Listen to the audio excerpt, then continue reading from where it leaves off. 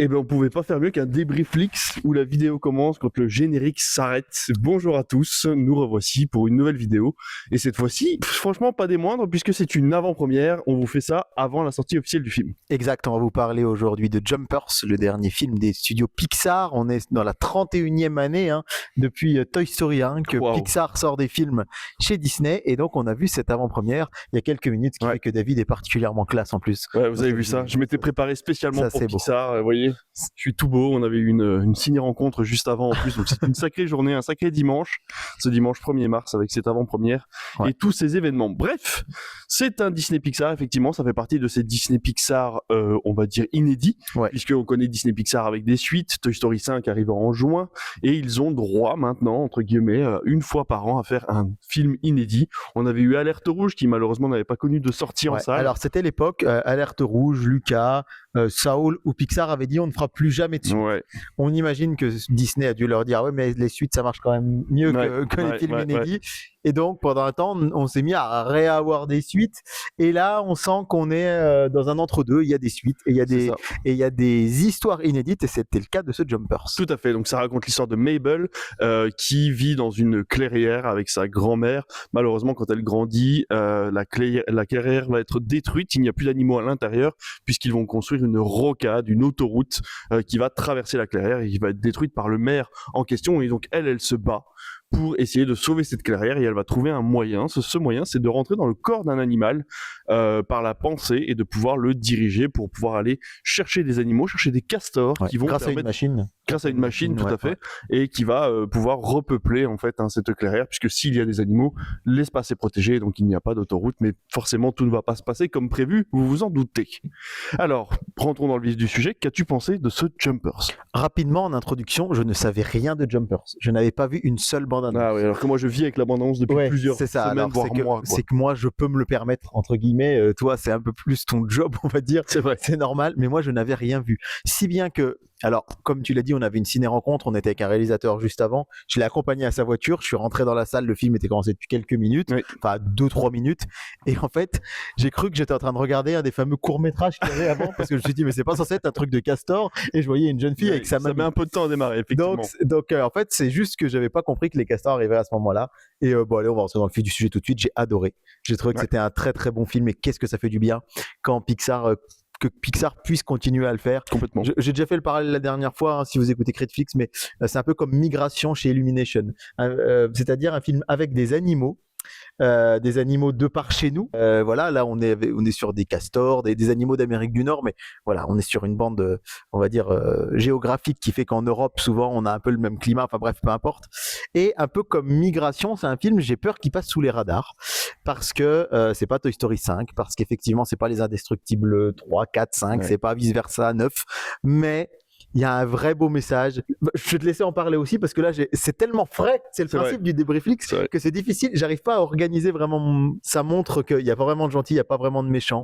Le personnage du maire qui est un peu l'antagoniste, en fait, on se rend compte que c'est un mec bien. On le voit dans sa vie, il est cool avec sa maman, il est cool. Mais par contre, il va absolument construire sa rocade qui pollue. Et d'un autre côté, Mabel, qui est la gentille, elle a aussi ce côté un peu qui s'énerve très très vite et qui peut être aussi un poil agaçant. Donc la gentille, elle est pas tout le temps constamment gentille. Le méchant, il est pas tout le temps constamment méchant. Et ça nous montre, c'est un vrai film qui montre que le compromis, le fait d'être l'écoute, la discussion permet toujours d'arranger les choses et que c'est un peu un rejet de quelque forme d'extrémisme, je dirais, où quand on est complètement focus sur ses idées de manière très dure, et ben on n'arrive pas à avancer. Et le message est chouette et le film est vraiment trop bien. En fait, le film est trop bien déjà parce qu'il y a énormément d'humour à l'intérieur, de l'humour un peu trash parfois. Il y a quelques actions, on va pas vous spoiler le film, mais voilà. Je crois qu'on pense à la même, mais il y en a.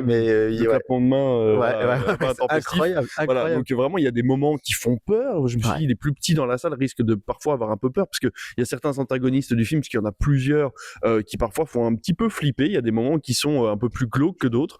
Mabel qui se met en colère pour une héroïne, c'est très particulier de voir un héros en fait qui tout de suite va se retrouver à la place, pas forcément de l'antagoniste, mais plus de cet équilibre précaire entre être gentil et aller trop loin. Et ça fait bizarre déjà de le voir dans un Disney Pixar, même s'ils ont toujours eu l'habitude quand même de faire des personnages qui ont plusieurs facettes. Mais là, vraiment, c'est la première fois qu'on voit dès le début cette héroïne qui se met directement en colère et qui doit apprendre à gérer cette colère-là. Ouais. Et face à ce maire, j'aurais quand même aimé avoir une explication, même toute bête, à cette histoire de rocade pour le rendre gentil et trouver une explication. Parce qu'en fait, tout a une explication dans le film. Pourquoi il est un peu méchant, pourquoi elle est un peu en colère, pourquoi il est gentil, etc., etc.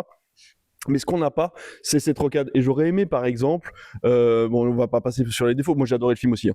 Mais c'est un truc tout bête. Mais cette rocade, j'aurais aimé que, par exemple, les 4 minutes qu'il gagne, c'est pour aller chercher sa fille à l'école, par exemple, tu vois. Ou parce que il sait que son voisin, il galère tous les matins et que cette rocade, elle peut être utile pour les, tu vois. Mais finalement, cette rocade, elle a pas vraiment de raison d'être. Et c'est un petit peu le tout petit défaut du film, c'est que ça manque.